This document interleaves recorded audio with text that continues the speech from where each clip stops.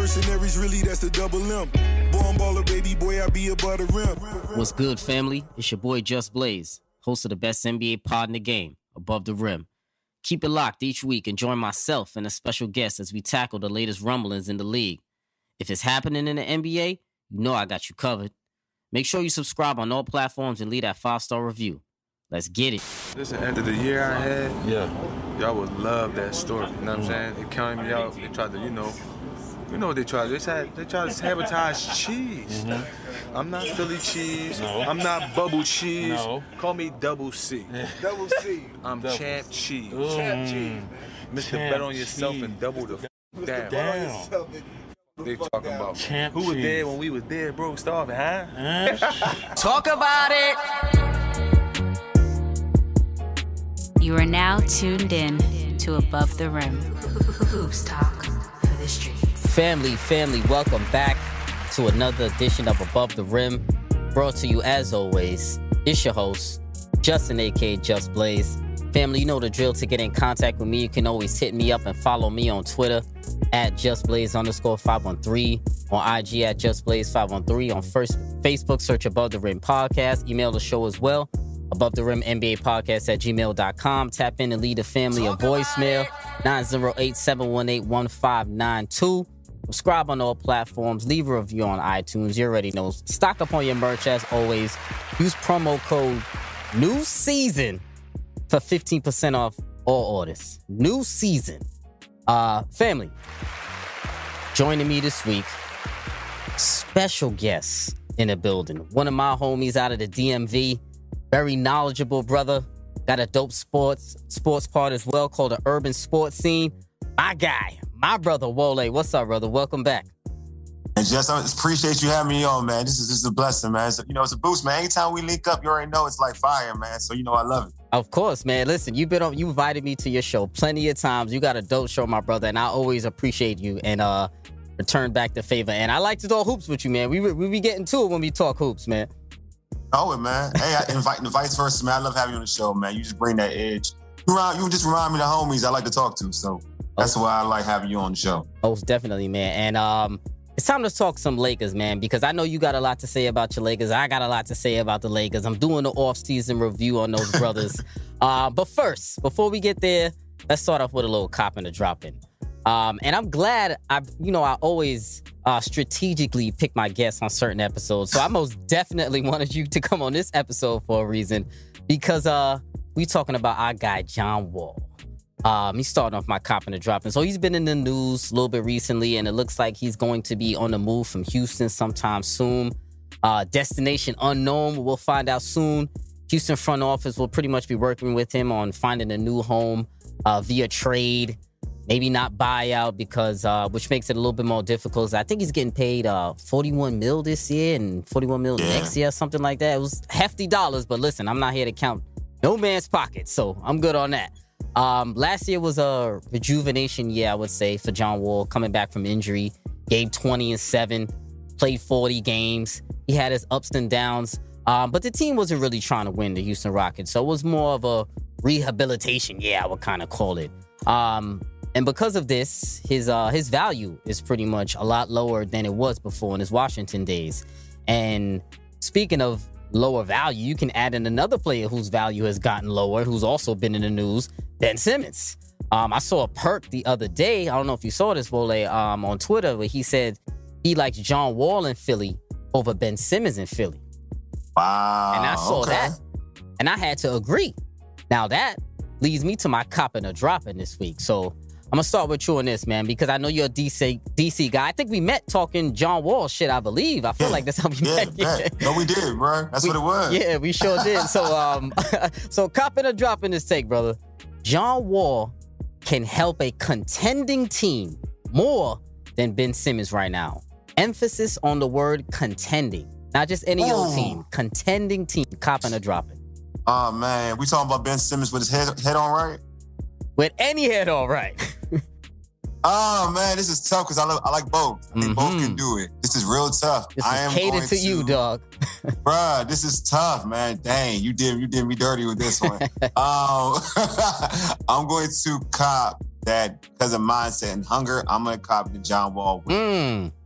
Better will help a contender more than Ben Simmons at this particular point in time, because I don't think the Ben Simmons that I saw come into the league, his head on was his focus on playing basketball. I think now it's a little different. He's more Hollywood than trying playing basketball. So I'm gonna say John Wall. I'm gonna go with that. I like that, John Wall. Okay, you contend like the Sixers. Okay, you copying. So I'm copying that as well, brother. And I feel like that wouldn't be the general answer, but we both copying clearly because we are both John Wall guys. But I'm gonna say yes because I feel like onboarding a guy like Ben Simmons, he can't just fit into any team right now. Yes. Like with Ben Simmons, his skill set we know is lack of shooting, blah blah blah, and his lack of attempting to shoot, I think is more troubling about him. I feel like he has to be plugged into a team that caters to his strengths. Now, we know Wole, I feel like Wole, you can plug him into a lot more places and he can still keep that engine running. And people love to talk about the contract. We know we said it before, he's getting paid, $90 million or whatever over the next 2 years. But to me, I feel like he still showed last year that he can still hoop at this level. And definitely given the right situation, he still gave you 20 and 7. Yeah, he takes some questionable shots at times, but I don't really subscribe to the notion that John Wall is quote unquote erratic, as like some say. I think he can still run an offense. He can get to the basket. He plays excellent defense when he's engaged.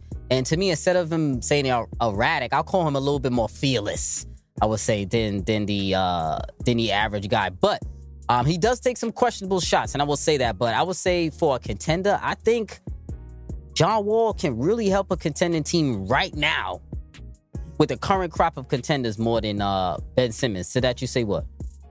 Oh, I agree. This is the thing about John Wall that if you were in the DMV, you saw it here with the Washington Wizards, or you just watch him. Period. He got that dog, so he's not scared of anybody, and he'll go at anybody. And I feel like if you're a contender, you need that type of player on your team. So regardless of if you're a contender, you need a guy that's going to spice things up. You need a guy that you know going to war with that is not going to back down because he sees a Steph Curry. He's not going to back down because he sees a Kyrie Irving. Instead of backing down, he's going to go right at them. So when you have, as a contender, you want a player like that, and that's John Wall. John, people look at the shots and whatnot. There's a lot of point guards who take suspect shots, but one thing about John Wall is like a leader, in terms of with that basketball. He's a true-ish point guard. Like he's a general as a point guard. We lose the days of having guys who kind of try to manipulate a defense to find the open man, but John Wall is that type of person. Not to the caliber of Chris Paul, a guy we both like, but in that mold in terms of a guy who's looking to get other people, to get other people's shots. You know what I mean? Rather than looking for their shot first. People say, well, John Wall shoots the ball, he jacks. Not really. If you really watch the game, they say he jacks a lot. He doesn't jack. What he does, he drives to the basket and he believes in his game. He believes in his skill. Yes, he'll take some suspect shots. That's true. But look at what he's trying to do. He's looking for the corner three for his teammate. He's looking for that angle three. He's looking for that for his teammates. He's really driving the pass more times than not. He's trying to suck the defense in. If he can't do it, and sometimes he settles. That's where we see him take bad shots. He settles because he can't suck the defense in to get the ball out to a three-point shooter. So, to me, I think when we're talking about for the Sixers, it's a perfect fit to a team like the Sixers. They need dogs on their team. They got Embiid, who's a semi-dog. At times, he acts a little. Yeah, at times. And then, and a guy that can get some of those shooters off. You know what I mean? So I think it was in Philadelphia and John Wall just seems like a perfect. I really like the fit. So let me ask you this. Yes or no answer, right? Last year, second round of the playoff, the Sixers went out to the Hawks. If John Wall is there instead of Ben Simmons, does Philly win that series or is it the same result? Oh, yes, they win. Yes, they win. I think they win. It goes back to Trae Young ain't going to kill me. I'm going at this kid. Like, I'm bigger. But Ben Simmons is a perennial defensive player of the year candidate. Yeah, we're talking offensively, though. You got to check me, though. You got to give me some work offensively. Yeah, you got to check me. I mean, you're going to give me some work. Don't get me wrong. You're a light-skinned brother. You're going to give me some work. You got game. I'm not taking that away from you, but you got to check me, though. I agree. Because you can't hide like you did Ben. They was hiding Ben. Like, a lot. I mean, they didn't worry about Ben. Now, when you got John Wall on your team, with those shooters, like Trae Young going to sneak on? Like, who you want to sneak on? Yeah. I agree, You know because John Wall is an attacker, and I think that makes a huge difference, because you can't, even though John Wall is not the greatest shooter, I know he was averaging the low 40s last year in field goal percentage or something like that, but it's, to me, I don't mind the 40% if, like I say, he's being aggressive with good shots. I mean, aggressive at least, or just to say aggressive shots, I should just say, because I think he excels best when he has the keys. And I think if he was in Philly instead of Ben Simmons, he would have the keys to the offense. Yeah. And I don't really think Wall is a selfish player. I mean, he still gets his assists. He still distributes the ball well. He still gets good shots with his teammates. I just think he needs the right coach to tell him to chill sometimes. And with a guy like Doc Rivers, he's that coach to tell him to chill. I agree with everything you said, especially, to be honest with you, I think the Houston situation in terms of getting this game right and being John Wall, it was a little different. Yeah. He went to that situation initially with James Harden. You saw the issue with that. That didn't even work. That set him off a little. That set him back a little bit in terms of slowing him down and seeing because his plan was to kind of play off James Harden. He didn't want to take over everything, right? Yeah. Like, he had a particular plan. And then it was like, okay, you have to be the focal point, period. And then he had to kind of take on that role. So, but I'll say this for a lot of people who worry about jump shot. I mean, to be honest with you, if you look at the structure of his jump shot compared to what it was prior to, compared to what it was prior to the injury, it's a lot better now. Yeah. He has more arc on it. He's really worked on it. It's all about, like, any basketball player, because not everybody's Steph Curry, not everybody's Clay. So they're going to have to take smart shots. You know what I mean? Like, stop taking the Steph Curry long three or whatnot. Like, take good shots. If he takes good shots, John Wall will be fine, especially on the high screen roll. Like, he'll get his shot because that speed. People are always going to back up and sag because he can get to the basket so easily. So he's going to always have that high screen elbow shot. You know what I mean? And I think that's a shot to me that even with this quote unquote broke jumper, he was efficient enough in making that shot while he was here in DC. Yeah, I agree. So listen, man, I think it's a solid trade if they definitely try to make that happen. Houston will probably have to throw in some pieces just because of Ben Simmons' age, all-star status and stuff like that, which I think is okay. I think it's a win-win for both sides, and I think Ben Simmons can rejuvenate his career. I can't even say rehabilitate. There's nothing even wrong with him. It's just like an image thing for Ben Simmons right now. So it's a rehabilitation. You're right. Don't get twisted. There's something wrong with that brother. There's something wrong with him. I feel like wrong with that brother. You were right. You don't got me PC. Yeah, something wrong with that brother right now. Yeah, man. Something wrong with him for real. I ain't gonna lie, but hey, him in Houston, I think he'll be a much better Ben Simmons, and the fans won't be on him as much. But let's talk about your Lakers, my brother, because that's why we came here. Lakers off-season, calling this episode LeUnderdogs. I'm calling this episode right now. Because, man, splashy off-season again for your boys, man. You're a Laker fan. The Lakers overhauled the entire roster pretty much this off-season. I think it's only 4 players left on the roster right now from last season. LeBron, AD. Actually, Marc Gasol's not there anymore, so maybe only 3. THT is the other one. Picked up Russ, picked up Melo, Ariza, Dwight, Malik Monk, Wayne Ellington, Nunn, Bazemore, Rondo, bringing the gang back. So when you heard Jordan, DeAndre Jordan, don't forget him too. Yeah.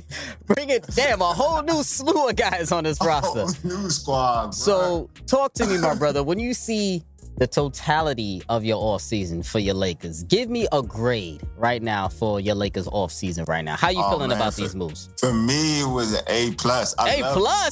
Oh, yes, man. Okay. I'm not into ageism, man. My thing is that as long as you get players who can play a role and play well, then get age. Because you got a lot of young dudes in the league who don't know how to play football. So people talk about Melo, and I'll use Melo as an example. Everybody's like, you got an old Melo. Well, it's a different Melo. It's not the Melo that you're thinking of.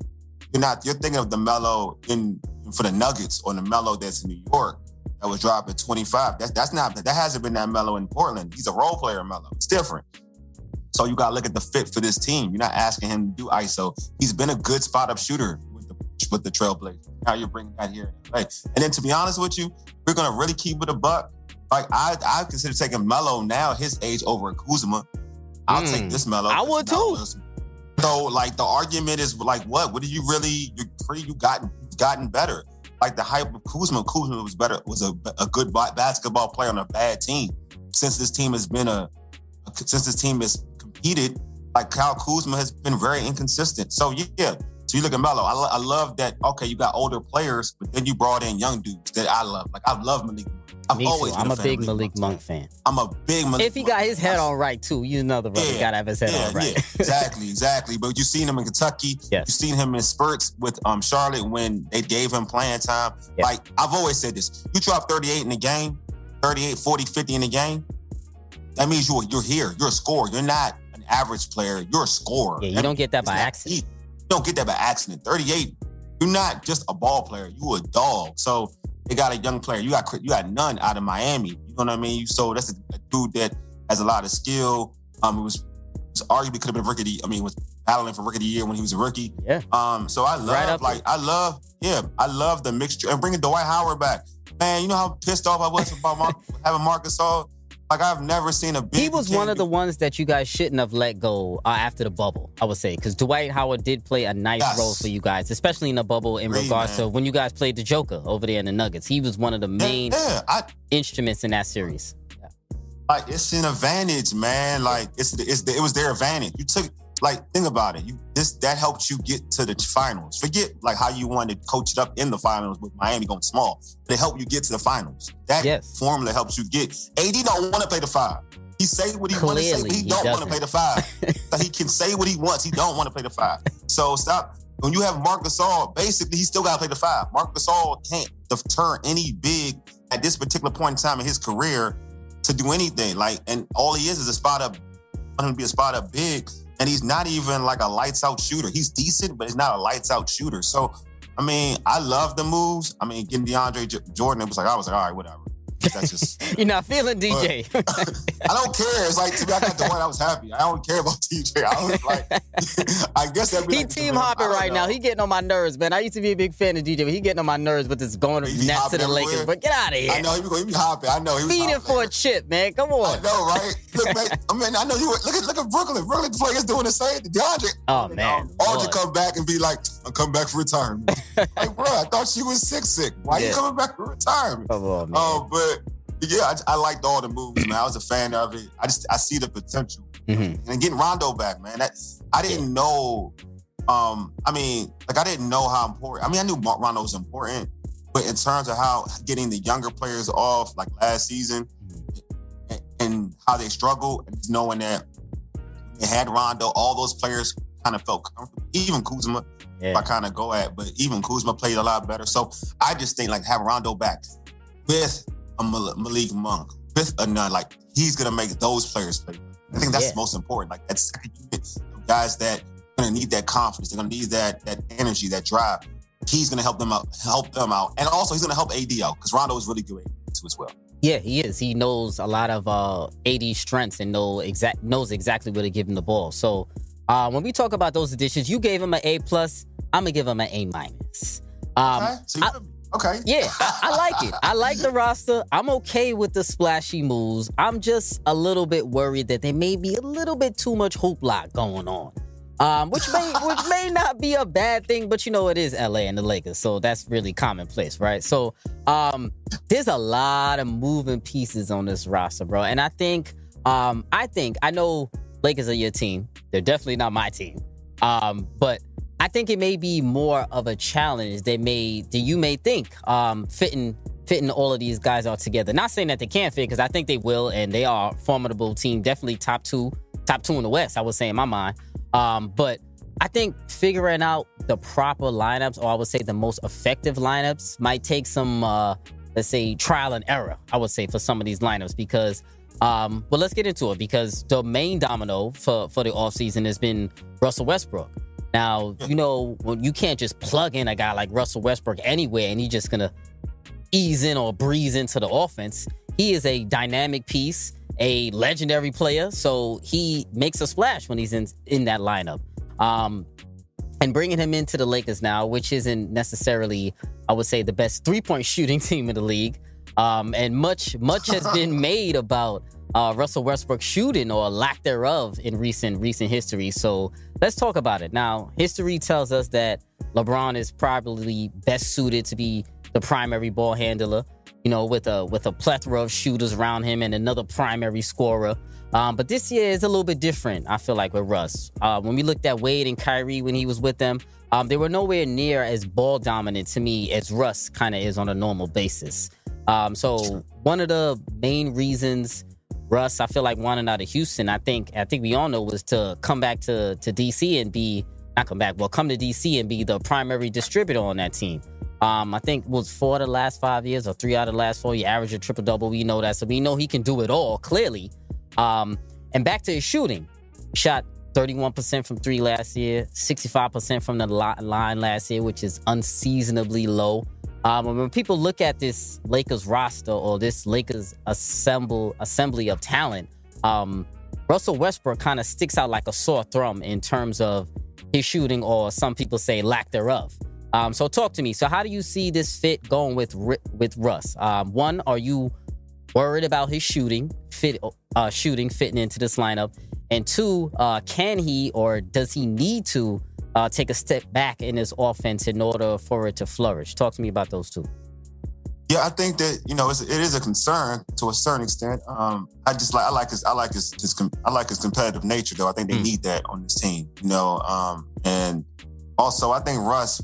The Lakers have a decent shooting coach where I think they can work with them to get back to where he was. First of all, y'all got the best assistant coaches, I feel like, in the league. Know what I'm talking about? Yeah, you know what I'm talking about. So they got some. They've helped out LeBron. Jay, you see LeBron is added range. So they do have a shooting coach who can work with Russ to get Russ back to, not to say Russ isn't Steph, but Russ was in OKC. He was at a point where he was like a high 38 to 40% three-point shooter at times, even with the bad shots he took. So it's wild. Russ's J got broke real fast. I don't know how it went. I was super broke like this. Like quickly though, too, right? I think when KD left, I feel like that started his jumper going down there. When he feel like he had to do it all. Yeah, because there's a point in time when his jumper was deep. Like he had an automatic race to the free throw line and just J it up. And he used to be an 85% plus free throw shooter. But anyway, but I do think, they can work with Russ to get things, to kind of improve it. You know what I mean? But even that doesn't occur, right? So if that doesn't occur, there is something. I think he will still be able to be ball dominant to a certain extent with LeBron, because I think LeBron is from what I watched LeBron last season, he can't be as ball dominant in terms of stay healthy. I think he saw that. So I do think that you may get LeBron because LeBron has an ego. He will be ball dominant at times. But there will be a point to it this season where, if you remember when Eric Spoelstra in Miami had LeBron off ball and Dwayne Wade and LeBron was working off ball. Dwayne Wade is bringing up. I think you'll see a lot of that this season. So, but I'm happy with Russ. Let me ask you really quick. Do you want that? Do you want Russ with the ball in his hands more or more LeBron? I'll take it. Okay. I'll take it. I'm fine with that. I think that's good for quarters 1 to 3. You know what I mean? The fourth quarter, LeBron got to have the ball in his hand. Oh, so you think Russ is going to be cool with that? I'm just asking. Devil's advocate here. You gotta know your role in life. I feel you, but you gotta know your role in life. I mean, he can't be the same. He can't have the same Russ attitude. The same Russ thing what he had with KD back in the day, right? You gotta learn from your mistakes. Not to say, I get it though. You want to show that you're that dog. I'm not knocking you. That's why Kobe loved Russ so much, right? Yeah. But at the same time, you gotta. Hey, we talking about you want to win a chip. You haven't won a chip doing the things your way. Gotta sacrifice something. And to be honest with you, it goes back to this. If Russ don't want to listen, there's a guy on the bench who's won championships. It's helped them win a championship. And I know from how I've seen, what's the Lakers coach? Now I'm having him. Vogel? Phil? Vogel. Yeah, Vogel. Vogel. I've seen Vogel not play dudes that he's supposed to play. So I know Russ is messing up. He won't play Russ. Oh yeah. On the stretch, I've seen him. But do you think he's gully enough to do that? I don't know if he's gully enough to bench a Russell Westbrook. Montrez ain't no Russ though. I know, but still, I just feel like that man. You gotta have some balls though to really bench him. Hey man, that and man him to be calm on the bench and take it for Rondo. Matter of fact, if you remember in the bubble, they were arguing. Wasn't Rondo and Russ arguing? His brother. Yeah. I think. His brother. Yeah. His brother. Yeah, no, you're right. No, you're right. His brother. I'm just saying. I'm just saying, if he's doing it for Rondo, I think there'll be some understanding because it's Rondo. Because I think Rondo does hold some clout. And he trusts him. Vogel trusts Rondo. Yeah, he trusts Rondo. Exactly. Yeah. He trusts Rondo. So it depends how the game is going, though. You know what I'm saying? Like, it depends.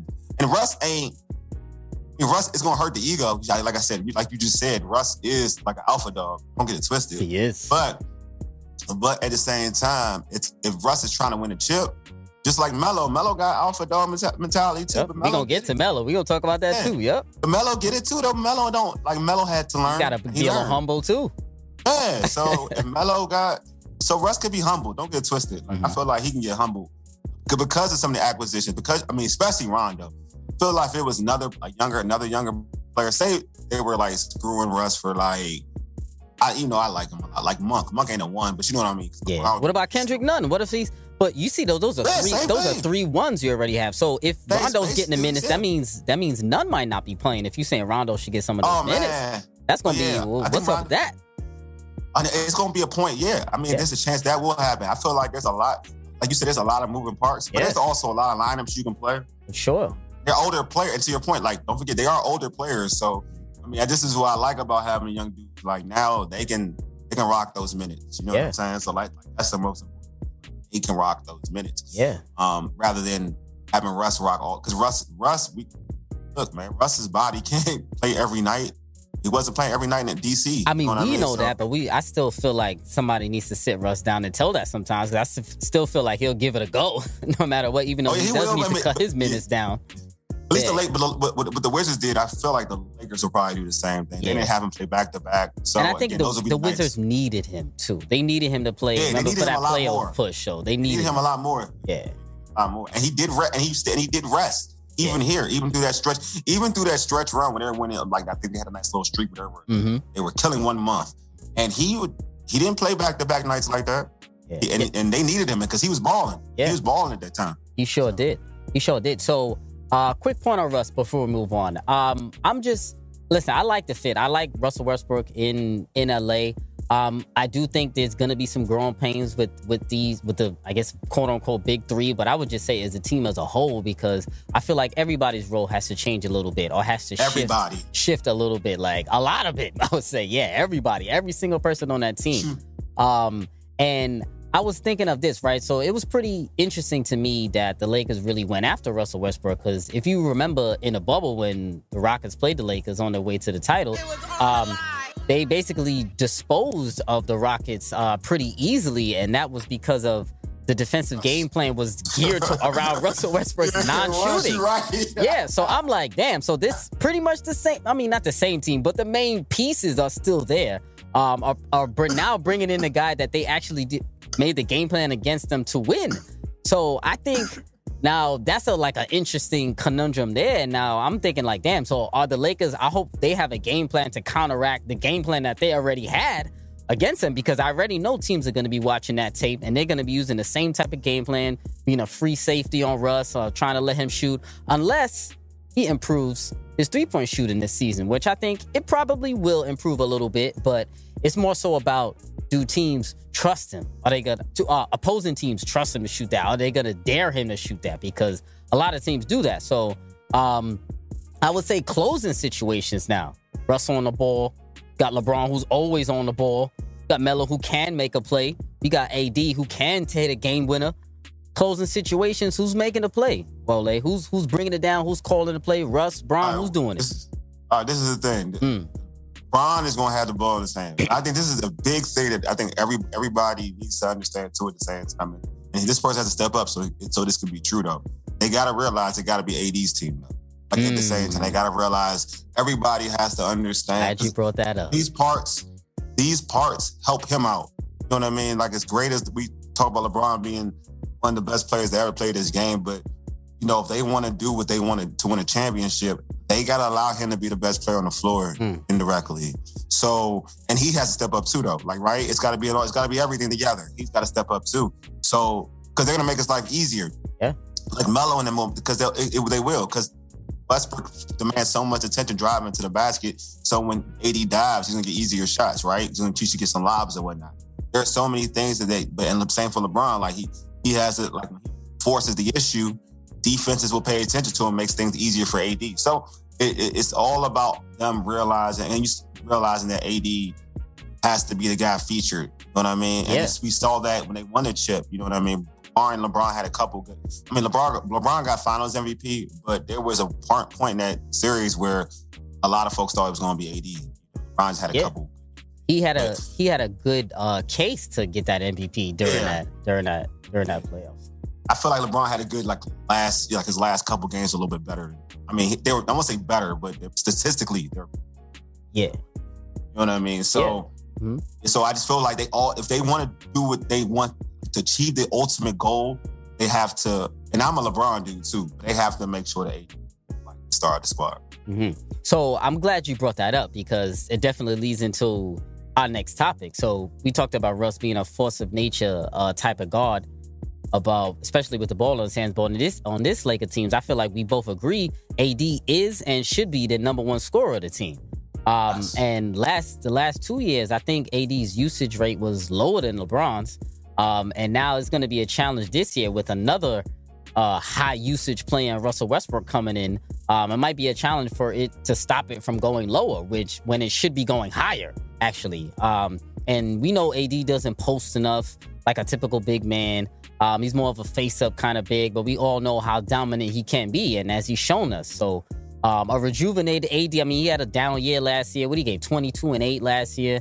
I don't think his 3-point numbers were really that good. I think they were like 30% or something low like that. But even with that being said, it's a rejuvenated AD coming back this year hungry. It's definitely a problem for the rest of the league. And like we said, he should be the number one option on his team. But with that being said, it's also personalities that play a factor into playing back. You play ball, I play ball. We know when you're in the park, certain dominant personalities can take over the ball, can take over the team, and it can just happen naturally like that. So now we know AD is a mild-mannered kind of guy. He's mild-mannered nature.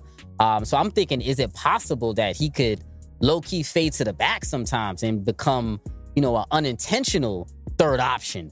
When in actuality, he needs to be the number one option in order for the Lakers to be the best that they can be. Is it possible for him to fade to the back low key without even, I wouldn't say unintentionally lurking to the back? Because when you got guys like LeBron, you got guys like Russ with the ball in his hand, and you got a guy like Melo too, who still has the cachet, it can be very easy for AD to naturally just take a step back and just say, call me when you need me.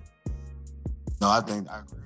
It's going to be LeBron's job as a leader, right, to still more confidence in him, right? Yeah. It's LeBron James, and that's his job. But because AD has always been that way, right? If you look at his from any of us watching AD on TV from Kentucky, he's been that way. Yeah. Even in the NBA, it's just that he was drafted by a bad team, so he was forced to kind of showcase everything. But he naturally is a guy that he was willing to do anything it takes to win a basketball game. Call me when you need me type of dude. Yeah, exactly. But he's willing to do whatever it takes to win. It's just that, sometimes if you're going with some other alpha mentality dudes, that he'll fall back and try to do the other things to help you win. That's his thing. It's always been that way. But what he's going to need to do is he's going to have to make himself ready for the moment. That's the most important thing. You're going to have to demand that rock. Yeah, demand the rock. You got to mismatch. You got to go at somebody. But I will say this about Russ going to the team. I think will make life a little bit easier for AD. If you look at some of the bigs that play for Russ, like Steven Adams, even the kid over here started Gafford. Gafford, yeah. Yep. Gafford, yeah. Like guys like that playing with Russ, he has made them better in terms of getting easier baskets. So that's one thing about AD. AD will get easier baskets playing with Russ. You know what I mean? In the grand scheme of things. So which I think that, especially in that first quarter, right? So for AD, it's all about confidence, right? And getting that extra confidence early. Russ will give him that confidence early. So I do think that will help him. But in terms of closing games out and just playing a little bigger, that's just something he's going to have to do. You know what I mean? Like, we can all say that he should or this, that, and the other, and we can all predict that he will or he won't or whatever. But that's something that he's going to have to bring it to his game, be a little bit more physical. Yeah. Because at times, he gets banged by other people. He don't bang back. You know what I'm saying? Yeah, he faces up a lot. Or he starts drifting. He doesn't want to bang down against the big boys. Oh, I know. Believe me, I've seen it. I watched another AD stuff. Yeah. And I like AD. And I'm like, me too. You drift way too much, bro. Yeah. But I think that's the reason why they had to get Dwight DeAndre Jordan. Which also tells us that he doesn't really want to play the 5 full time. No, he doesn't. I mean, I told you, I don't want to hear that stuff about him no more. I don't know why people are still bringing it up, because to me it's clear that he's just not doing it. They need to stop doing that. Like, they need to go to. He needs to play 5 and he needs to play the 5 and the 4. I don't think it's happening. He don't want to. He don't want to. They got a dude that's a real big. He don't want to bang with that person. Yeah, he gonna take J's all day. I think also where Frank Vogel is going to have to be on his A game with this lineup is in regards to AD is going to be part of his coaching game plan, because I think Vogel has to really do a phenomenal job with staggering these lineups. Like, I think the key to the Lakers flourishing actually is Frank Vogel staggering these lineups, because if I don't even know how he can do it plenty of different ways. He can take LeBron out first. He can take Russ out first, make AD play the whole quarter, play a little bit with LeBron, a little bit with Russ. To me, he's going to have to stagger those lineups a lot in order to make or force AD to be the focal point of that offense, which ultimately makes the Lakers the best team that they can be. So I think staggering those lineups is going to be the number one factor in Anthony Davis being the go-to option for the Lakers, if that's the best idea for the Lakers. Yeah, I think what they can do with certain lineups is, because I think Kentucky people have like a reward automatic for some strange reason. So I just feel like you're gonna have a lineup with Rondo, Monk, and AD, right? And whoever you can fill out the next 2, right? Whatever you want to put in, but not being LeBron, right? Not being LeBron. I feel like that will work perfectly fine. It depends what Melo you gonna get. Like if Melo knows his role, and because AD gonna give Melo easy shots too, because it's still AD. And they're going to double AD because he is fluent. Once he gets the ball, even if he faces up, his footwork is so mean that he can kind of get to a spot. So, and that's going to draw a double, so he can always draw and kick the Melo. So there's some things he can do. There's some lineups that he can still get out with. It's all about, getting him the appropriate shooters around him for spacing so he can operate, because he's not going to bang, so he's going to need space to do what he wants to do. So you're going to have it. Like, there are lineups that you can kind of play around with and tinker with to kind of have him kind of still be able, to go ham, lack of a better term. Yeah. Because you just got spacing. Because that was the issue last year, right? We talk about them not having shooters. Shooting right now it's not. They got some shooting, but it's not elite. It's better. Yeah, I was about to say it's not elite, bro. Yeah, that's what I'm saying. It's just way better than it was last year. That's about way better. Is it though? Like I mean, KCP was decent. Man. You had no Monk. Monk is a better shooter than anybody had on their roster. Well, none is a better shooter. Yeah, Melo. KCP was decent as a shooter. I liked him. Caruso could hit an open 3 when necessary. No, he's not. He wasn't a real 3-point shooter. Don't do that. Kuzma could hit an open 3 when necessary at times. Last year was his best 3-point. He can't shoot one off the dribble, but he got to shoot a 7. Oh, no, off the dribble, nah, it's a wrap. It's definitely not off the dribble, no wrap. Like Monk, you got dudes who can shoot off the dribble 3s. Like, you got dudes that can do it. Yeah. Like off the ease. It's not even like, you got to set me up. Like, I can hit you with a bat. You're going to lean back. I got you right there with it. So they don't have dudes like that. So with that being said, so now the shooting is I feel like you guys did gain some more shooting off the dribble. With Monk, especially with Melo. So let's talk about Melo. Melo's role might be probably the most interesting out of all of the pieces, because he basically is playing the same position as LeBron right now. He can play the 3 or the 4, either one. Excellent scorer, effective, but I don't know if he's most effective as just a floor spacer. He can come off the bench. He might start. Who knows what's going to happen with the lineup now for Frank Vogel. But one thing I do want to know is, will Melo be forced into stand in the corner duties? Now, I would hope not, because I do want to see Melo get some touches, maybe with the second unit, maybe with some AD minutes, maybe at the end of the first quarter. So, and to me, I think it would be doing Melo a disservice if he is relegated to those corner duties. So talk to me about Melo's fit and how you feel like, or what should be the method going forward for utilizing Melo, because are they going to use him a little bit differently than how Portland used him, or maybe a little bit more in the same way? Talk to me. What do you think they should do with Melo? I'm biased Melo. I just love Melo. Oh, I love Melo too. My God, I'm trying to be devil's advocate, brother. So I know what to say. You scare me. Like See, this is a good question. I think they're going to use them like Portland used them. He's going to do a lot of spot up shooting. I'm only lie about it. A lot of spot up shooting. But I do think he'll lose. It depends on the matchups. Put it that way. It'll be dependent on the defensive matchup in terms of who's checking Melo, right? Because Melo's a versatile shooter. Not a versatile scorer. He's a versatile scorer. Like out of the triple threat, Melo's dangerous. So there's things that with Melo for that team, especially in the mid post area. I think even, to be honest with you, even if him be on the floor, LeBron is good. I just feel like the kinship, just the brotherhood, LeBron will make sure that he can get Melo, buckets. To be honest with you, there's that type of biasness for LeBron. Yeah, he definitely would give him the rock. 100%. Yeah, he would give him the rock easily. I think he'd probably give him the rock more than AD the rock, to be real with you. You know what? Low key, I think that too. I'm not even gonna. I'm serious. People like, Melo, where you at? You need a touch? How long? I'm serious. How long you ain't get a shot yet, Melo? Come get the rock. Exactly. It is what it is. This is that thing, right? So, but it's up to Vogel, right? But I still think I think Melo will be able to do a lot. I wouldn't be surprised if he starts, but I do think that he's better suited to come off the bench because playing with the Rondo unit, I just think Rondo just looks for people. Just looks for people. Just you're looking at it, you're adding that's one extra guy on that lineup because Rondo isn't going to shoot the ball. Like we talked about Russ, he's really not going to shoot the ball as much. So that's one less dude who's going to really ask to shoot the ball a lot. Yeah, unless he get a wide open three. So that allows Melo to kind of do his thing. If you I look at Melo as the Kyle Kuzma role. So if that's the case, Kyle Kuzma was out of place though at times. Remember? Yeah, not because he wasn't a smart basketball player. yeah. I mean, he made a lot of mistakes. Yeah, Melo is.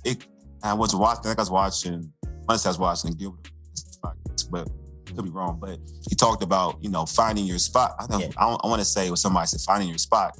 And Melo is, Chris Paul was talking about mutual person. Chris Paul was like, get to your spot. He was talking about other players that he was, talking about get to your spot. Well, Melo is a dude that gets to his spot. Yeah. So. He knows his spots. I'd say that. That's one thing Melo knows. So you're playing with Rondo and you get to your spot, he's going to find you. So I just feel like that he's better suited to be effective with the second unit. And think about it, it's way different than playing, even with Portland. I love Dame, I love CJ. They scores, man. It is what it is. So Melo, when he's playing with them, and even their backups are scorers. They're not really point guards. They don't even have a backup point guard, like a real traditional point guard, like in the mode of a setup guy. Well, he will play with a guy in a role of a setup guy, which is good for his game. Yeah, I agree.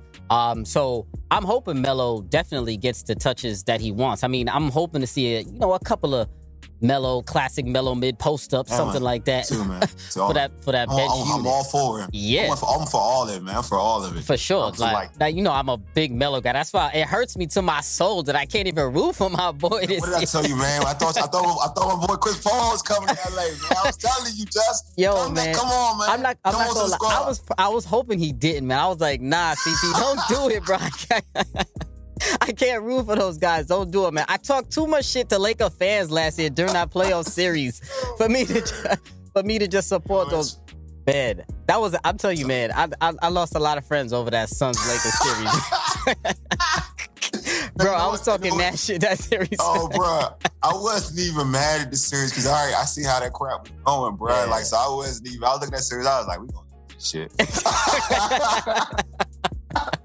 Yo, man, I was hype, man. Let's shock the world. I was calling him shocking the world. Yeah, I was like, yo. Yeah, that was a hell of a time. I ain't gonna lie. But Melo, listen, man. I think I'm looking for Melo to be very effective. I would love for him to play a lot of minutes, but they're definitely gonna have to really try to sway his minutes in a certain way because I don't know if he can even play the same number of minutes in Portland. But I think they'll find a way. There's like a lot of guys. Like low-key, these Lakers is like 12 deep, 12, 13 guys deep. Like anybody on that roster can play. Like, where's THT gonna find his minutes? Like, you know what? Oh, there's a lot of minutes to go. I mean, there's not enough minutes and a lot of bodies that deserve them. So I feel like the THT thing, like I was kind of geeked off dude at first. And then like last season, he got his chance. Like he really got his chance. Like kind of favoring him a lot. I ain't see a real growth. That's just me. Like, I get real, like, I like to see like another step. I kind of like THT though. I ain't saying he's well. bad. I just think there's things that he could do. Like, because to me, he's not getting the pressure. Like, all right, so I feel like, all right, when you're playing LeBron. So, in essence, you're like on the team, he was the third scorer in essence, right? Because Kyle Kuzma was kind of in the doghouse, you can tell. Yeah. So, essence, like, you're gonna get easier shots, and there's some shots like I feel like he had a nice step back. I like a step back game. He got a mean step back. Yeah, but like there's some things that I feel like he could do a lot better. You know what I'm saying? And I feel maybe there's like, because I've watched, and I need to probably watch a little bit more of him because he came out of nowhere from last year. And like I got Monk, I was like more excited to have a Monk. And I was like, yeah, no, you're a big Monk guy. I remember you talking about it. I am. I know, like, I've seen this kid play. I just know. Like, I know what he's about. I mean, granted, I know about his issues, but I know what he's about. Like, he can ball. He can ball. It's different. There are different levels, and people look at height and size or whatever. But we're in a different era than the NBA when you can just score like that. Like, he can score. Like, there's a different level. Like, and he could score on 3 levels, though. You know what I'm saying? Like, 3 levels of scoring. Like, he can shoot the ball deep, get you mid-range. And if you look at his size, you think he's small, he'll bang on you on the low because you have bounce. Yes. Was he like 6'4", right? 6'3", 6'4"? 6'5", one of them. His bunnies are crazy. So it's just things that he can do as a basketball player. But yeah, I mean, I'm interested to see what's going to happen with Dude's Thornton's minutes, like Horton Tucker's minutes, because there's some issues. There's some issues with that too, because Melo coming, to me, he ain't better than Melo. Like, I'm gonna say it. Like, he ain't better than Melo than me. I know Melo old, but he ain't better than Melo. See, now, and Melo's gonna command those minutes anyway, just off rip, just because he is Melo, he's gonna get those minutes. So THT low-key might be the odd man out anyway. Could be. Just off of GP, just because he's the young buck on the squad. So so let's talk about any obstacles or any weaknesses that the Lakers may face going into this season, because it's not going to be all peaches and cream going into the whole season. They're gonna have some ups, they're gonna have some downs. Maybe they start off a little bit slow, and then you'll have the media vultures going crazy if they start off a little slow, as always. But I'm gonna go for me. One obstacle, or I would say not a weakness, but one thing I think they may have trouble with is on the perimeter as a whole, this Lakers team. I think on offense and on defense, I'm not exactly, I would say, just blown away by the perimeter in general. I think when you look at Russ, Nunn, Monk, who else took Rondo, when you look at a Bazemore, I forgot about Bazemore too, we talked about, they're solid guards defensively, but neither one of those guys to me are any elite perimeter defenders at all, in my opinion. So I love Russ, but he's not an elite perimeter defender on the perimeter, on his own, on an island with a guy, to me. So I think when they're going against elite perimeter guards, I think they're going to get their buckets against the Lakers. I think if they isolate, I think if they execute a little bit better on their plays, I think they can definitely. I think the way to beat the Lakers, I would say, is by hitting your shots on the perimeter, because I think going inside will be a bad idea for any opposing guard. But if you stay on the outside, step back threes, hit your mid ranges, try to go. If you can pull off a single coverage, I think you can have some success against the Lakers. What do you think is maybe an obstacle or maybe a semi-weakness of the Lakers going into the season? You're 110% correct. That is the weakness. It was a weakness, actually, but the thing about this is something they kind of overshadowed. Like, they really worked on the year before last when Avery Bradley went down. So that was like, it became more of a weakness, right? But they still were able to kind of work around it. Because also you still had KCP. He's actually a good, underrated defender, real good defender. And even Danny Green, who tends to miss every bucket in the world. But they're gonna need. That's definitely gonna be a problem. But you kind of want to bank on having, people forget that Russ can play defense. It's up to if Russ wants to if he's engaged. We talk about John Wall. Russ has to be engaged to play. Yeah, Russ is a competitor. He has to be engaged. So, that's going to be an issue. I'm not going to lie. I'm not going to fake it. I ain't going to fake the funk. Like, that's going to definitely be an issue. But it's something that you're going to have to like have teams. I always like I'd rather have a team shoot jumpers than try to take it to the basket and get easy too. So, but what if they get beat off the dribble and then get maybe a free throw or something like that at the line? Well, you're going to have to. That's when AD and come with AD's length and his mobility has to come up and kind of try to contest the shot or whoever. You got Dwight on the back end to kind of have his back. It's the rotations that are going to have to be key in that situation. If that does happen, rotations will have to be key. I mean, to be honest with you, there's so many thorough guards in the NBA. Yeah. You're gonna deal with them anyway. Like John Morant beats you. You won't have to worry about it. Chris Paul pull up to his mid-range game and beat you off that. That's a problem. So many Kyrie Irving, so many great guards in the league. You're just gonna have to kind of work around it and coach up to it. You know, Vogel's supposed to be supposed to have a high defensive mind as a head coach. So, I mean, he is a defensive coach, and the Lakers are always in the top 5 of defense. He's a good defensive coach, but you're going to have to really scheme it up because that's going to be a problem unless you sign somebody in the during the season that straps up. Well, that's supposed to be damn. We forgetting about Trevor Ariza. I totally forgot Trevor Ariza. I'm sorry, but he's older though. You're right. But he's still older though. So damn, that's a lot of guys. We didn't even mention Ariza. Trev can strap. Trev strap. Trev strap different though. He strapped different dudes. That's like more of a not to say that he can strap them, but he would be a person like a 3, like a 3 that can be a versatile 3. You're talking about a guard. I don't see. They can still run around Trevor Ariza. Yeah, you know what I mean. Like you need to get if you can find a way to get Avery Bradley back, that's a dude you should try to get. Yeah. That dude would help you put you over the top. Yeah. So I definitely think that's something that the Lakers most definitely need to be something to watch for, I guess, with the Lakers going into next season. Because they're definitely probably going to have a few games where somebody's going to throw some points on them. I'm not going to lie. But definitely. Yeah, 100%. So, really quick, before we get into the end of season projections for the Lakers, I want to know where this underdog narrative is coming from, my brother, because I've been hearing this What's this underdog? When you said that, when I saw that, I was like, underdog. Yo, I'm looking on Twitter because they're using this age factor as a reason why these Lakers are underdogs going into the season. People are counting them out, and I'm sitting here like, what? Where is this even coming from that people are counting out the Lakers? To me, listen, this is a team put together, built to win right now. Barely any young pieces, a couple of young pieces, but mainly veterans that are here to win right now, this year and next year, but mostly this year. So I don't know if you've been seeing it, but I've been seeing it a lot on Twitter. Like, oh, they counting us out. They think the Lakers can't do it. We're the underdog, especially against the Nets and stuff like that. To when people are comparing it to, and I think it's just a little. And remember, I don't know if you remember LeBron's tweet too. Didn't he have that keep that same energy tweet?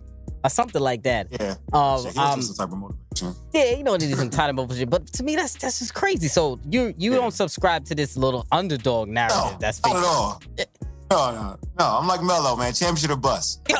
There you go. Talk about it. It's championship or bust. That's what it is. Like, it is what it is. Like, this is what I told you at the beginning of the show. Like, this ageism thing kills me. Like, it doesn't mean that you're underdog. It only matters if you're relying on somebody to be a star. Then we could talk about ageism. Like, this person don't have any. If I'm getting old ass Vince Carter to be like my number 2 option, and that's a problem. You know what I'm saying? Like, that's when we can have this discussion about age, like age being an issue. But if I'm getting a bunch of older dudes to be role players, then yeah, it works out. That's what the San Antonio Spurs did years ago. They got a bunch of like the older dudes who used to be stars in their particular teams. They're more role players now, and then it worked out for their team. Same for hit. So here's the same thing. Like, you're getting older players, but they're good at that role. Therefore, it should work out with an AD, a young AD who's still able to give you 20 plus, 20, like they should be 25 and plus in 10. Or LeBron James, who could still be able to get you some triple double-ish type of numbers, or you know what I mean? Or you're asking Russ to not be the guy, but be a guy that consistently fills up that box score. Yeah. Like, that's not, they should, it's championship or bust. It's not a thing of, oh, they're old, so they're the underdog. Man, ain't worse teams out there in the NBA. Have y'all not watched basketball? That's what I'm saying. Underdog. I'm like, crazy. underdog what? Like, come on. Listen, this team, like I said, is constructed to win right now. And I love the veterans that they brought in because these are veterans that know how to win games. So they'll know what they need to do. A guy like Melo, he knows what he got to do. Listen, man, I need to take less shots today. All right, boom. I got less shots for the next game. Russ, you need to take less shots. Boom. And I think what I do like actually about the pairing is that since they're all peers, it should be easier for all of them to let each other know when I need you to chill. Now, somebody needs to be able to check LeBron as well when he starts playing LeBron ball. Yeah. To that though, they do got that. See, this is the problem they didn't have last season. My brother who's a Lakers fan, and we used to always talk about this. Last season, the issue was you let Rondo go, so there was nobody to check LeBron. Yeah. Because LeBron used to check LeBron. Rondo used to check LeBron relentlessly, and they would go back and forth at it, right? There was nobody last year to check LeBron. There was nobody. I agree. So now that's why you saw him frustrated at times, especially during that Sun series. You saw LeBron type a few plays. Right. Yeah. But now he being checked because AD don't check. AD, they can say they check each other, but nah, he bro. does not check him at all in the slightest. Not like that, bro. We want to check. Like Rondo check you, Melo going to check you because they really peers like boys. So he going to check you. So now you got, like you said, those dudes they gonna hold each other accountable. I mean, I'm not gonna say like Dwight. Dwight is a whole different type of thing. He just need to play his role and be quiet on the bench. He'll play his role and that's it. That's it. They leave him alone. Yeah. But those dudes are like Rondo, like Melo, like they can check him. Therefore, all right, it should work out a certain way. That's the thing that was really important. So LeBron should be checked. Real talk. Because he do a lot of stupid crap. So he got to be checked for. He does, and he takes plays off from time to time. You know, I mean, everybody does that, but LeBron, when he does it, it's I feel like it's just a little bit more noticeable. Yeah. Oh, it's obvious. It's terrible. That's what it is. It's terrible. It is obvious. And I'm like, damn, LeBron, you could have put a little more effort into that. Come on, bro. It's weak, dog. I'm gonna keep it a buck. It's weak. If you watch it, be like, that's what you doing? Yeah. Like, at least, and especially when you supposobly want to be face of the league. Like, bro, nah, you can't. Yeah, no plays off. And right now right now in this particular team, they don't have a lot of guys to do the dirty work. So to me, everybody has to do the dirty work in this kind of lineup. But with all of these guys here. So talk to me about the projections for the end of the season. Well, going into the season for the whole season. So I know you already said earlier, championship or bust, but is it championship or bust? That's it, right? Yeah, championship or bust. It's definitely championship or bust. I'm not gonna, you ain't get all these dudes. These are all I ain't gonna lie, these are all the dudes I was looking at the free agents. I looking at free agency and knowing they didn't have money. These are all the dudes that I really wanted on the list. Like I got pretty much everybody. I was like, I want Melo, but I don't think they're gonna get Melo. They got Melo. Like I wanted Monk, they got Monk. Like they got Dwight back. I wanted them to get Dwight back. You know what I'm saying? I would have got JaVale back, but they got we'll take JaVale. I'll take him. Yeah, I know. Believe me, I would have taken JaVale. I think the JaVale, the Dwight dynamic worked. Yeah, it did. So you know what I mean. And so I just think that this is definitely a championship or bust team because everything meshes correctly. It should mesh correctly. Yeah. It may take, like you said, everything takes time. Usually, the only team I felt like in life that they just like traded for people and it worked off the bat was like Boston Celtics when they got. Yeah. And Kevin Garnett, Ray Allen. Yeah. And it just worked. So I just think that, I think for it'll take some time, but it's a championship or bust. They should do well this season. And then also they should keep bodies fresh because like you said, they got so many dudes. A lot. that LeBron should be able, they should arrest LeBron. You know, his Father Time is undefeated. Yeah. So listen, there's a lot of health insurance on that team, man. Yeah. I tell you that right now. A whole lot. So if somebody goes out, they got somebody else to plug in, man. Yeah. Learn from last year. 100%. There's a lot of health insurance on there. So I agree with you. I agree with you with the championship or bust. But, you know, obviously, I don't have the Lakers winning the title. So if it's championship or bust, then I guess it's going to mean a bust for you guys. You already know where I'm at. You know my bias. You already know why. Of course. But is there, so I would say this to you. Give me two teams. One team, the team that you're worried about the most in the West. And I would say the East will definitely have to be the Nets. So I'll keep it on on the West, excuse me. What's one team that you worry about the most going against the Lakers in the West?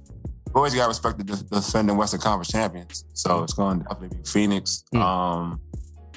That's predicated on my man Ayton taking this game to another level. Yeah, he's going to need to. Yeah, because it's going to be a little harder because of the bigs they have. Because they're going to rotate now 2 bigs, right? Mm-hmm. That would be one. And another team, it's going to be so hard because what's the name has to come back. I think he doesn't come back till after Christmas Day. Clay Thompson. Clay's not going to come back Kawhi till Christmas. To Christmas, right? Mm-hmm. I will say that like they scare me because I feel like there is some familiarity with their system situation is and how they play LeBron and LeBron. Yeah, you mean picking back up Iguodala, Draymond, and those boys and running that offense? There's a lot. Yeah, and then and to be honest, when you get Clay and the Clay back and he's back right, I think people keep diminishing the talent that the Warriors have. You have the draft picks. You're going to have the young Wiggins in the mix, Wiseman in the mix. Thank you. I love Wiseman, Wiggins. Like, okay, so now you're going to have 2 defending swings. I mean, 2 and 3s, and Wiggins and Clay. These are 2 elite defenders, right? So, and then you add, Steph is Steph. So, and then you were going to have the Steph Clay dynamic back. So, spacing's going to be even more insane. That's going to make life easier for Wiggins. I mean, not for Wiggins, for Wiseman on the dive plays. So I think they do a lot of things that scare me. And Clay, I mean, Steph puts a lot of pressure. We're just talking about guards, right? Defending guards getting to the basket. Y'all might have trouble with Steph. Yeah, that's what I'm saying. Which goes in without saying because everybody has trouble with Steph. Everybody has problems with Steph, but still though, we'll talk. There's some issues. And then also how the Warriors do. They'll probably do a high pick roll and get Steph on White or something like that. You know what I'm saying? So that's going to be some lineup changing they're going to have to do, right? So they're going to probably play a little smaller and have AD because he moves his feet a little better. AD and Melo maybe playing forward. That's still barbecue chicken definitely if you got Melo. Oh, yeah. AD, you can probably do some things, but that's that barbecue chicken if you got Melo on the switch. So, yeah, I think the Warriors scare me. Just because the unknown about Clay. I think if Clay is healthy, then there's a domino effect. Because now they're the Warriors. They're the Warriors again. Just keep it a buck. They're the Warriors again. Yeah, even if he's probably like 75%, I think it would be good because they didn't have a Andrew Wiggins there before when Clay was actually playing. So he can pick up for some of that 25% of Clay that you're missing. So I agree. I definitely think the Warriors are a very formidable opponent. I mean, they didn't even make the playoffs last year, so that's still, saying a lot because they didn't even make the playoffs. But they have upgraded their roster somewhat. I do like the Iguodala pickup too. So it'll definitely go nice to them. But definitely the Suns for me, is definitely the Lakers' number 1 threat, of course. And you know what too, low key, I like what the Jazz did this summer, man. It's hard to pick the Jazz though. It's just hard. Oh yeah, listen. I didn't say I was picking them, bro. I didn't make a pick up, but I low key like what they did, picking up Rudy Gay. What's his name? Eric Pascal from the Warriors. They picked up Whiteside too as well. They didn't really have to make a crazy amount of moves, but I low key like a couple of those moves that they made, along with Clarkson. Everybody's still there. Now I don't know if it was a fluke season last year. I mean, I wouldn't say fluke, but I don't know if they can replicate that much success, but. I actually really liked how they played, man. I actually think they low-key can because I think, and you know what's crazy? I'm saying this about the Jazz. The entire West, low-key, is very evenly matched. That's what I'm saying. Yo, it's top to bottom. Deeper, man. Yo, top to bottom, lowest of keys, bro. Any team can be beat, low-key. That's what I was saying. That's what I was saying about, in real talk, I'm gonna keep it like a buck. Yeah. The whole NBA got better. Yes, the whole NBA. Yo. The whole NBA is better. Like it is, and I give you credit. Like it used to be to a point where you can only pick about a handful of teams out of the East, like maybe 3-4 teams to the East that can probably win it all. It's tougher. I ain't gonna lie, it's definitely tougher. Atlanta is definitely a scary team. I think a lot of people should be worried about Atlanta. The Nuggets should be a little bit better now in the West. We hope. I don't know when Jamal Murray's coming back. Hopefully he's back. But is he out for how long? Is that long? It says they said maybe a month or 2, but it's very preliminary. I guess how he responds. I guess to the rehab. I don't think he's gonna be ready opening night though. Oh, I don't think so either. Yeah, you got Michael Porter Jr. Hopefully he takes his game to another level because he needs to for them to be where they need to be. So, but it's deep. The West is deep, and we don't know what's gonna happen with Portland. Steph and I think one of them dudes gonna be traded. Dame and CJ. I think one of them dudes gonna be traded though. One of them could be in that Ben Simmons deal. Who knows? I think so. I think one of them dudes gonna be traded though. I ain't gonna lie to you. I think one of them. So that might put another interesting caveat in the West. If we get Ben Simmons over there to the West, that might get a little bit more sticky. So listen, man, I've been telling people all summer, I should say, listen, man, this West is a bloodbath as it always is, but this year more so in particular, man. I know a lot of people are calling the Lakers, are saying the Lakers are the favorite, but to me, I don't think they're overwhelming favorites. Like, they are probably the most talented team, yes, but I think they can be beat. To me, anybody can be beaten on the right series, the right matchup, the right injuries, whatever the case may be. I mean, we seen that last year. With the Suns and the Bucks moving on. So it's going to be sticky in the West, man. Yeah, the only team that I feel like, if everything is like, if we're looking at from just basketball sense, right? The only team that I feel like is like truly unbeatable, probably would be like the Brooklyn Nets, to be real with you. Because we're just talking about three dudes who scored three different levels. Yeah. You mean fully healthy Nets. Fully healthy, that's what I'm saying. Fully healthy. You know, I'm just keeping it a buck. Like, forget being a fan or whatever. Yeah. It is what it is. Like, it's like you got to see, there's no break. You know what I'm saying? Like, think about it. When these dudes are all, I'm going to say not Kyrie. Kyrie now on his own team, but like with Dwight, like with Harden and Durant, right? When they're on their own teams, like they propel them, right? When they're the dudes, they propel them. So that tells me that you're never going to have a break, because anytime they're on that court, everybody's going to be playing better off of them because they're on that court. And then you just throw in the killer in Kyrie. Yeah. So he's playing with either one of them. It just makes life harder. So I just feel like if everything's going good and they coach correctly, they shouldn't be a problem. The only thing in their way is injuries, man. Yeah, no, I'm being honest. I agree. For real. Trust me, I agree with you, man. It's gonna be real sticky, man. Wole, my brother, I appreciate you for joining me as always, man. It's always a pleasure when we link up. You know what's always dope when we talking, especially your Lakers and John Wall, of course, too. Yeah, I might have to bring you back on emergency pod if John Wall get traded real soon in the next couple of days. If he get traded, I ain't gonna lie to you, man. That trade you just spoke of about him for Ben Simmons is the dope ass trade. I think that would be ideal for both parties, to be real with you. Yeah, for sure. Me too. I think so. I 100% agree. I'm definitely all on board. And I think both teams win and both parties win, I think, in a trade like that. Yeah. Hell yeah, for sure. I know you're going to be covered on your show live when it happens, so... I will, bro. I've been talking big time about that. I know that for sure. So I'm definitely going to bring you back early in the season to get another Lakers update and see how you feeling, because I know you're hype on your Lakers right now. Let's see what happens when y'all lose a few games. Here you go. I want to see when you still hype, because you know y'all playing what game y'all play the Suns? Y'all play us, I think it's the second game of the season, I guess, the first week. Season, I think. It's the first week, though. It's early. Yeah, it's early. But it doesn't matter. I'm still talking shit. It don't matter what it is. I don't care if it's the first game, the 100th game, it don't matter. You gotta talk that shit, bro. You can't stop. Come on, gotcha, man. all in fun, my brother. So, fun, man. So of course, man, I appreciate you as always, my brother. Joining me is always dope when you come through. And family, this is episode 161, and we out.